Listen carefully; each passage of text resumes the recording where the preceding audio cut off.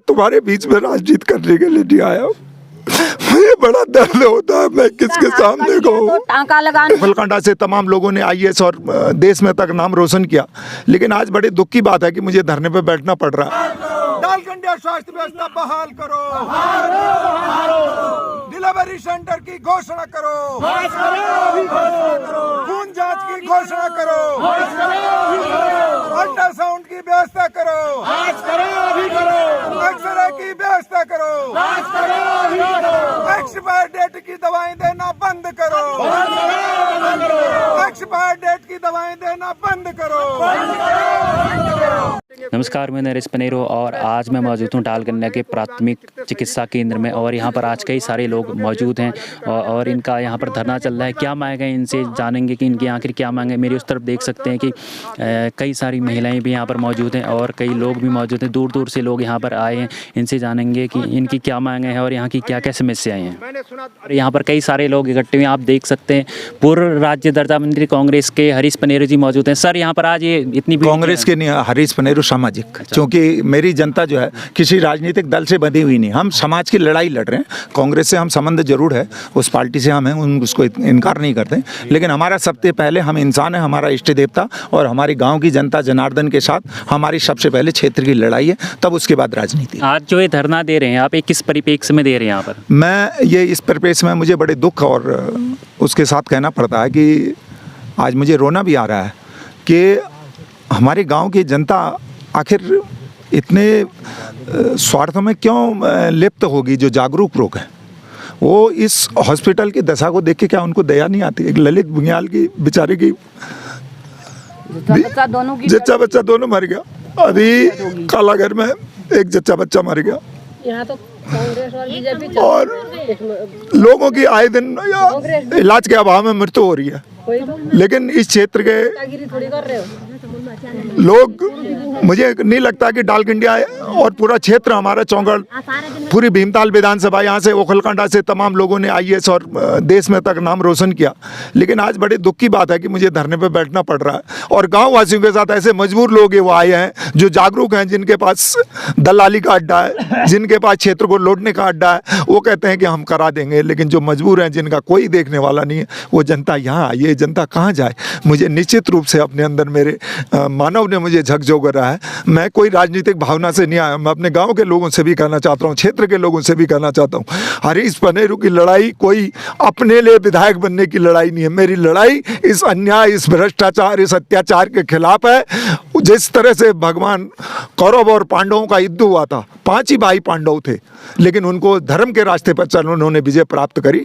मुझे आज संकल्प लेना पड़ रहा है इस लोकहाम देवता की भूमि में, हम धर्म के रास्ते पर किसी के खिलाफ अन्याय न करके हम विजय प्राप्त करेंगे और कौरव रूपी दानवों का अंत होगा और यहाँ पर स्वास्थ्य व्यवस्थाएं बहाल होंगी। हम ये आपके माध्यम से कहना चाहते हैं। इस हॉस्पिटल में 4 दीवारी नहीं है, इस हॉस्पिटल में अल्ट्रासाउंड नहीं है, इस हॉस्पिटल में प्रसव पीड़ा का स्थान कोई नहीं है, इस हॉस्पिटल में खून की जाँच नहीं होती है, किसी का हाथ टूट जाए तो प्लास्टर नहीं होता। इन सब व्यवस्थाओं को लेकर मुख्य चिकित्सा अधिकारी ने एक अपना प्रतिनिधिमंडल भेजा है, उस प्रतिनिधिमंडल से हम मिलेंगे और निश्चित रूप से मुझे ऐसा लगता है कि आने वाले समय में हम ये गांव वालों का, मैं ऋणी हूँ जितनी हमारी माताएं बहन आई, मैं इनसे कहना चाहता हूँ कि मैं कसम खा के कह रहा हूँ, मैं तुम्हारे बीच में राजनीति करने के लिए नहीं आया हूँ।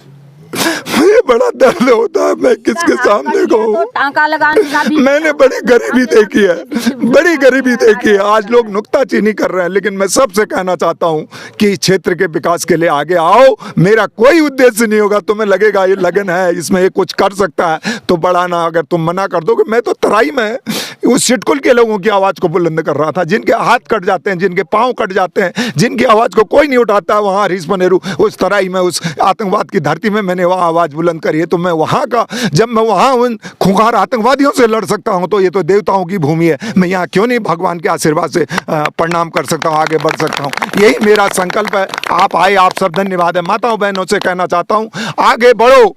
नेताजी सुभाष चंद्र बोस एक ही पैदा हुए, महात्मा गांधी एक ही पैदा हुए, किसान आंदोलन 1 साल चला दिल्ली में, किसानों ने क्या हार मान ली? किसान सड़क पर बैठकर 1 साल में अपना जो है हक लेके रूठे। तो निश्चित रूप से मुझे ऐसा कहना, मुझे आक्रोश इसलिए आया कि मेरी गांव की जनता आज परेशान है। मुझे पहले इस धरने प्रदर्शनों के माध्यम से जागरूक करना चाहिए था, लेकिन मुझे गांव के लोगों का उस टाइम पर लोगों ने कहा हम करा लेंगे, मैं किनारे अपना लगा रहा। आज फिर मेरे गांव के लोगों ने मुझे बुलाया, उन्होंने कहा कि हम लड़ेंगे तेरे साथ, तू आ वहाँ कहाँ है। तो मुझे मेरे देवता ने पुकारा है, मैं निश्चित रूप से इसमें कुछ ना कुछ करके दिखाऊंगा। मेरी कोई वोट की राजनीति है, मैं बिल्कुल संकल्प लेता हूँ। वोट का समय 4 साल बाद आएगा, हम रहेंगे नहीं रहेंगे, दुनिया रहेगी नहीं रहेगी, ये बात का विषय है। फिलहाल जो समस्या है इसका निराकरण होना चाहिए और आज हमने यहाँ से हुंकार भरी है। निश्चित रूप से हम मात्र शक्ति को लेकर जब तक हमारी समस्या का निराकरण पूरे ओखलकांडा भीमताल विधानसभा का नहीं हो जाता है, हम सीएमओ कार्यालय पे माताओं के साथ सब चलने को तैयार हैं। हाथ खड़े करो, सब चलोगे? हाँ, निश्चित रूप से हम सारी महिलाएं हम चलकर हम इस व्यवस्था में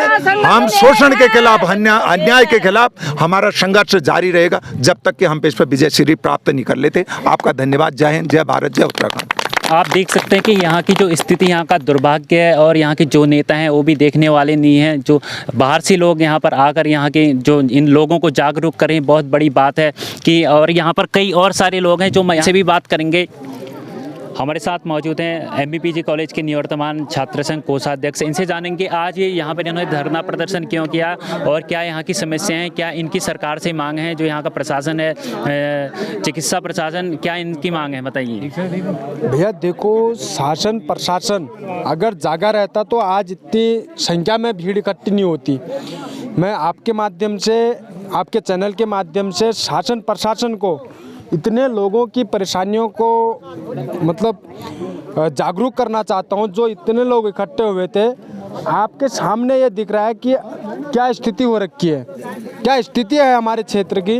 हमारे क्षेत्र में प्रसव पीड़ा से महिलाएं मर रही हैं।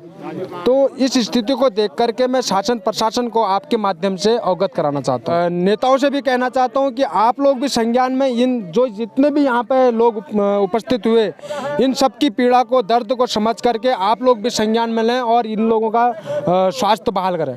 धन्यवाद। ये थे हमारे साथ MBPG कॉलेज के पूर्व कोषाध्यक्ष दीपक मेवाड़ जी, और कई लोग हैं, इनसे भी जानेंगे। धन्यवाद पनीर जी, आप अपने चैनल के माध्यम से यहाँ की समस्याओं को उजागर कर रहे हैं। सबसे मुख्य बिंदु आज जो यहाँ पर हमारा है, हम यहाँ पर अपने क्षेत्र के 20-25 ग्राम सभा का जो हॉस्पिटल है उसके लिए अपनी मांगों को लेकर आए हैं। यहाँ पर हमने देखा है कि न यहाँ पर छोटी सी मेडिसिन हैं और न यहाँ पर ब्लड की जांच, अल्ट्रासाउंड, एक्सरे इत्यादि नहीं हो पा रहे हैं। आप बताइए कि यहाँ की समस्याओं को आप किस तरीके से देखते हैं। देखिए, यहाँ की जो समस्याएं हैं बहुत विषम समस्याएं हैं। हमारे पास जो मूलभूत यहाँ पर जो सुविधाएं होनी चाहिए एक आम जिंदगी के लिए, वो उपलब्ध नहीं है। हमारे क्षेत्र में स्वास्थ्य के संबंध में देखें तो हमारे पिछले ही कुछ ही महीनों में जो डिलीवरी केसों में जो हमारे क्षेत्र की 2 महिलाएं हैं जो उस डिलीवरी केस में एक्सपायर हो गई हैं, ये हमारे क्षेत्र के लिए बहुत बड़ा दुख का विषय है। यहाँ के लोगों का ये शिकायत है कि यहाँ पर जो है, जो वहाँ से मेडिसिन आती हैं तो नियर बाई एक्सपायर जो उसकी लास्ट डेट होती है तब यहाँ पर पहुँचती है। इसका कारण आप बताएं कि आखिर ऐसा क्यों हो रहा है यहाँ। देखिए, ये जागरूकता की कमी है और निश्चित रूप से स्वास्थ्य विभाग को इसका संज्ञान लेना चाहिए।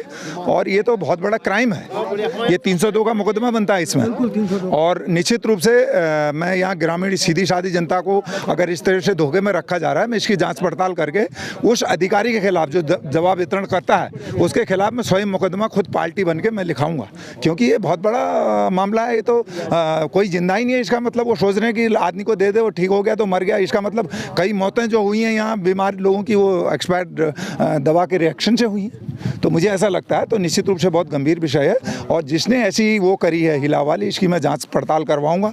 वहाँ स्टॉक रजिस्टर देखा जाएगा और उसमें कौन सी डेट की कौन सी दवा दी, क्यों दी, और उसमें अगर ये मामला प्रतीत होता है तो निश्चित रूप से उसके खिलाफ मैं थाने में जाकर तहरीर दूंगा और मुकदमा लिखूंगा। हमारी मांगें यही हैं कि कम से कम 25 गाँव की समस्या है, एक डालकंटिया ग्राम सभा की नहीं है, 25 ग्राम सभाएँ इसमें आती हैं। अमजड़, स्वाकोट, पोखरी, मिटार, आप इस जागे में घूमे भी होंगे। कुंडल, डालकंडिया, लोहार, डोबा, कोनियारो, हरिस्ताल, ककोड़, कोंता, पटरानी, ये सारी ग्राम सभाएँ इसमें आती हैं। और इतनी जनता के लिए मात्र अस्पताल यहाँ पर खुला हुआ है। ये 44 सालों से खुला हुआ है और इस अस्पताल की ऐसी दुर्दशा हो रखी है इसके लिए हम जनप्रतिनिधि से बात करेंगे, माननीय विधायक से बात करेंगे, सांसद जी से भी बात करेंगे। हम अपनी मांग कर रहे हैं, अपना आंदोलन करेंगे। यहाँ पर स्टाफ होना चाहिए, इस बिल्डिंग की मरम्मत होनी चाहिए, चारदीवारी होनी चाहिए, पानी की सुविधा होनी चाहिए, बिजली होनी चाहिए। यहाँ पर हमारी महिलाओं के लिए प्रसूति केंद्र होना चाहिए। इतनी मांगे रखते हुए भी कोई सुनने वाला नहीं, तो क्या किया जाए? लगता है सब सो गए हैं, नींद आ गई है। इसको जगाने के लिए जागर लगाना ज़रूरी है, जागर लगाना पड़ेगा। जागर लगाएंगे तो सब जागेंगे। इसका कोई राजनीतिकरण नहीं है, ये राजनीति नहीं हो रही है। ये तो सिर्फ हमारी स्थिति, जो बदहाल स्थिति है, उसके ऊपर हम रो रहे हैं। अभी रोना शुरू हुआ है, इससे आगे अभी और हम ज़्यादा ज़ोर ज़ोर से चीखेंगे, चिल्लाएंगे, तब जाके हमारी मांग मानी जाएगी। हमें विश्वास है और हम मानते हैं इस चीज़ को कि शासन एक बार जागेगा, ज़रूर जागेगा। धन्यवाद। आपको बताएं कि 44 साल हो गए हमारे जो ये स्वास्थ्य केंद्र को बने हुए। हमारे बुजुर्गों ने इसकी स्थापना पहले करी, उसके बाद ये बिल्डिंग भी यहाँ पर जो जर्जर हालत में आप देख रहे हैं, इसका भी यहाँ पर स्वीकृत करा गया, इसका भी यहाँ पर निर्माण कराया गया। जो अधोड़ा, डूंगरी, डालकंडिया, कुंडल, सुहाकोट, पोखरी, अमजड़, मिडार, गोनियारों, हरीसाल, वाड़, डोबा, कोंतक, ककोड़, लगभग 17-18 ग्राम सभाओं का एक यहाँ पर हॉस्पिटल था।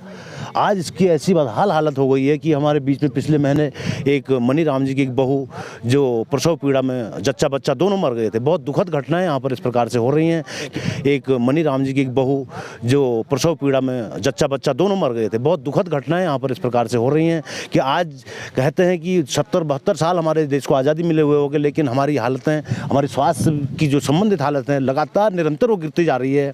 और इसीलिए आज पूरे गाँव के सारे 15-20 गाँव के लोगों ने यहाँ एकत्रित होकर और इस स्वास्थ्य बहाली के लिए जो इसकी सारी व्यवस्था यहाँ पर हों, इसके लिए यहाँ पर हमने आज ये आंदोलन और प्रदर्शन का यहाँ पर आज ये कार्यक्रम रखा हुआ है।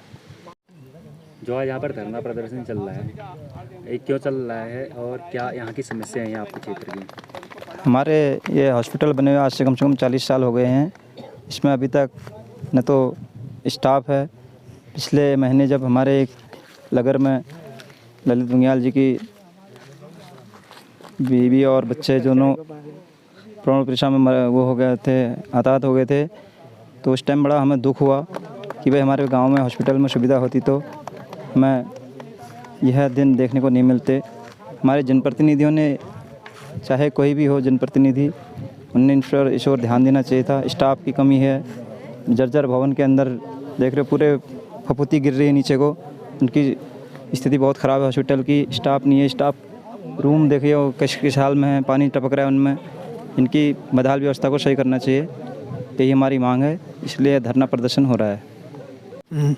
ये बताइए कि जो पहाड़ में लोग, जो नेता हैं, पहले वोट मांगने के लिए तो आते हैं, लेकिन जब कोई यहाँ पर इंसिडेंट हो जाता है या कुछ होता है तो उसके बाद भी यहाँ ध्यान नहीं दिया जाता है। तो पिछड़ा क्षेत्र ये आखिर अभी तक क्यों रहा है? एक्चुअली यही कारण तो है, ये नेताओं ने जो वोट मांगना यहाँ सीखा है ना, लोगों ने वोट मांग करके मतलब लोगों के साथ ठगी करी।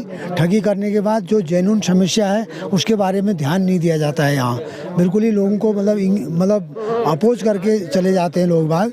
सबसे दुख का विषय यही इसी को कहते हैं हम लोग। मतलब यहाँ समस्या खासकर यही है कि हमने आज तक जो ठगी कर रखी है, मतलब हमारे साथ जो ठगी हो रखी है, अब जो जनता जाग गई है, यहाँ की जनता जागने वाली है और जाग करके ऐसे लोगों के साथ हम बदला लेंगे। इनको जो है हम सबक सिखाएंगे आने वाले समय में। हम उनको जो है अब आर पार की लड़ाई होगी उनके साथ, मैं ये कहना चाह रहा हूँ। कहीं न कहीं इनका कहना है कि अब आर पार लड़ाई होगी और आगे इनका संघर्ष जारी रहेगा। तब तक के लिए नमस्कार।